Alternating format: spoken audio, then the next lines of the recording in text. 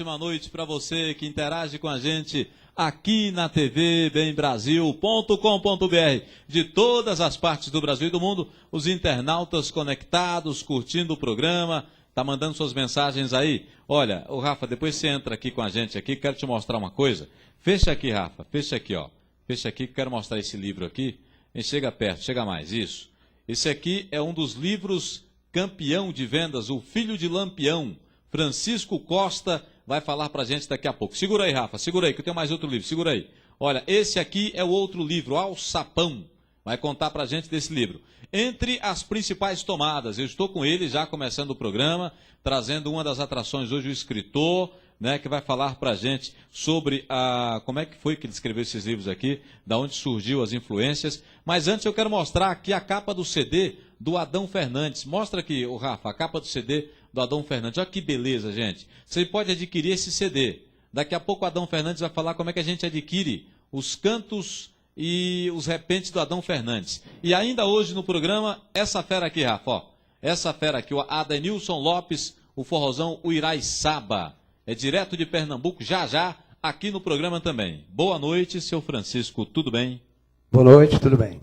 Toca aqui, eu quero agradecê-lo por ter vindo ao programa, por ter aceito o convite e falar um pouco do Francisco Costa Santos, que é de que lugar do Brasil, seu Francisco? Eu sou de uma cidade por nome de Barro, que é uma cidade até pitoresca, né, por motivo da época dos cangaceiros.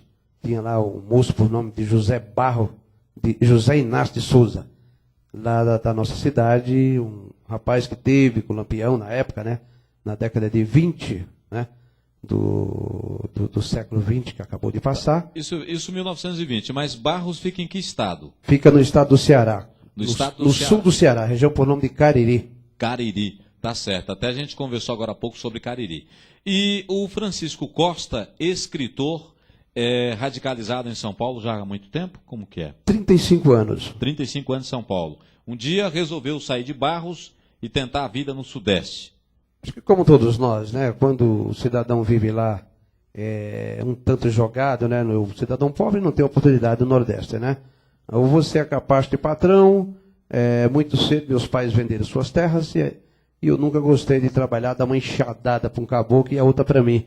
Então preferi, vou largar isso aí, vou procurar outro rumo. E aí veio para São Paulo ainda muito jovem.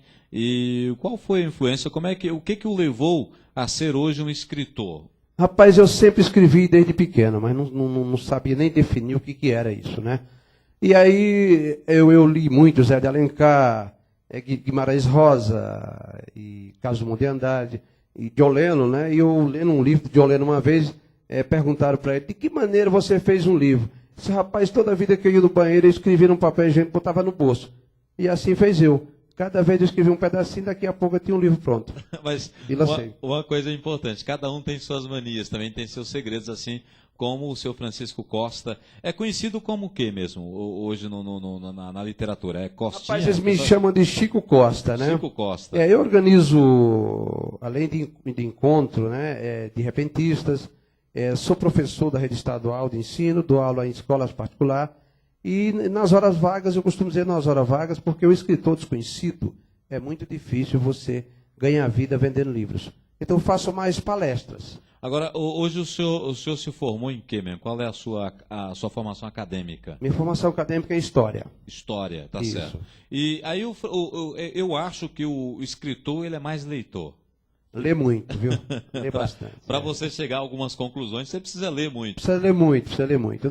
Para escrever um livro, por exemplo, as pessoas pensam que, veja, para escrever um livro é preciso que você tenha bastante informação, tenha uma bagagem muito boa. E para isso, pesquisas e pesquisas. Então, um escritor, ele é um constante estudioso, né? Sim, precisa ler muito. Tem que estar sempre informado, né? Sempre. Agora, desses livros que você... São quantos livros que você escreveu? Rapaz, se eu tivesse condições, eu já ia lançando bem uns 8. Mas o problema é que você não tem condições. Que a minha monografia de faculdade virou livro. Depois escrevi Gênesis em cordel. Certo. Transformei 50 livros da Bíblia Sagrada em cordel. Mas não lancei ainda, né? Depois escrevi O Filho de Lampião em cordel. Também não lancei.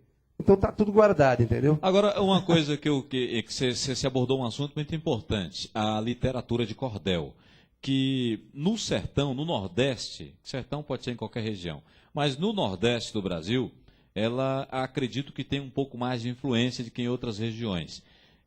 Explica um pouco sobre literatura de cordel, de onde surgiu e por que o nordestino trouxe para si e retransmitiu depois para o resto do país e para o mundo essa literatura que, na verdade, ela é feita em rimas. É assim que é a literatura de cordéis. É um conto em rimas. Explica para a gente mais ou menos como é que funciona.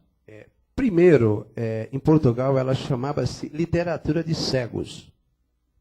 Quando os nossos primeiros brasileiros, como Castro Alves, e Zé de Alencar e outros, começaram a andar lá para fora, então esse conhecimento veio se trazendo para cá. Porque antigamente só quem estudava era filho de fazendeiro, né? Filho de colonos, ricos.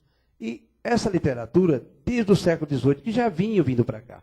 De registro mesmo, foi a partir de 1901, com um paraibano chamado Leandro Gomes de Barros, que botou a primeira vez a literatura, que antigamente eram umas folhas, corrida, folha solta, pendurado no meio das feiras.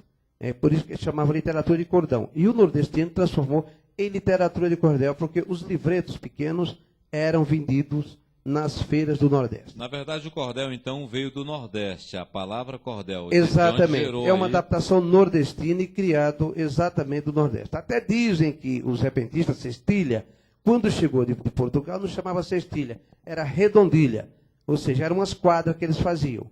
E aí, em Teixeira, na Paraíba, segundo os estudos de Luiz Cama Cascudo, né, Geraldo Amâncio e Vanderlei Cordeiro, um bocado de autores que a gente lê muito, né, Max Curran, da USP São Paulo, e outros, acabaram provando que a cestilha foi readaptada na Paraíba, em Teixeira, na Paraíba. Então, começou dali as grandes escolas.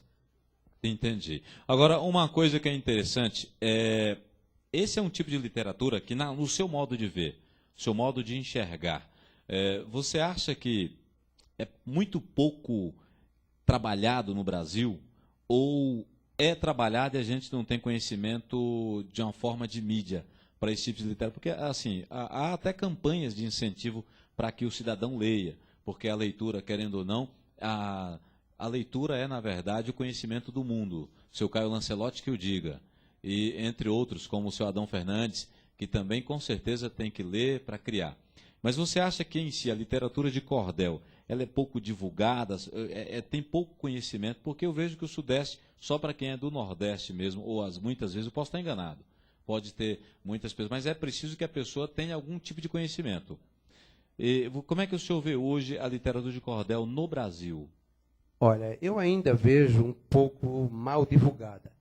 Segundo alguns estudos, eu, sinceramente, 10 anos que eu não vou ao Nordeste, mas segundo alguns colegas que estão indo lá, dizem que em alguns estados do Nordeste já é obrigatória no livro didático a literatura de cordel.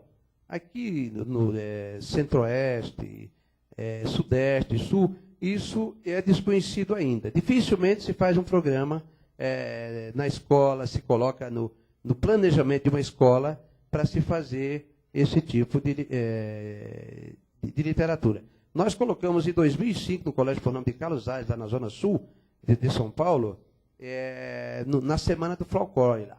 Mas é muito pouco, você vê a cada 2, 3 anos aparecer, né, uma poesia, uma cultura de tão importância como é a literatura de cordel. Para mim é muito pouco. Má divulgada, realmente. Má divulgada. Agora, isso você pode me explicar se é literatura de cordel ou é uma poesia das mais bem escritas que eu estou lendo agora? E um dos trechos diz o seguinte: qualquer distância que fico, esperando você de